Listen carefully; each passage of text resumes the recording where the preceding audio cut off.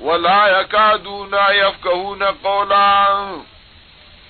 فحاصل السورة لا يعلم بالغيب غير الله تعالى ولو كان وليا كما كان أصحاب الكهف، ولو كان نبيا سواء كان النبي صلى الله عليه وسلم محمد رسول الله صلى الله عليه وسلم او كان موسى. وإذن ولو كان ملكا من ملوك الدنيا سواء كان ذا القرنين او غيره. فهذه السورة له غيب السماوات والارض، يعني الله عالم بكل شيء وغيره لا يعلم بكل شيء. العالم بكل شيء هو الله تعالى.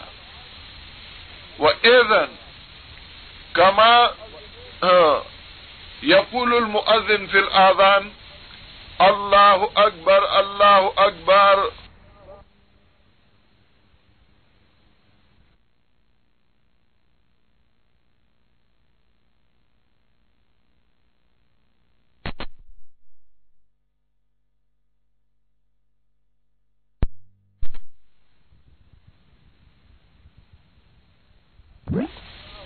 الله أكبر الله أكبر.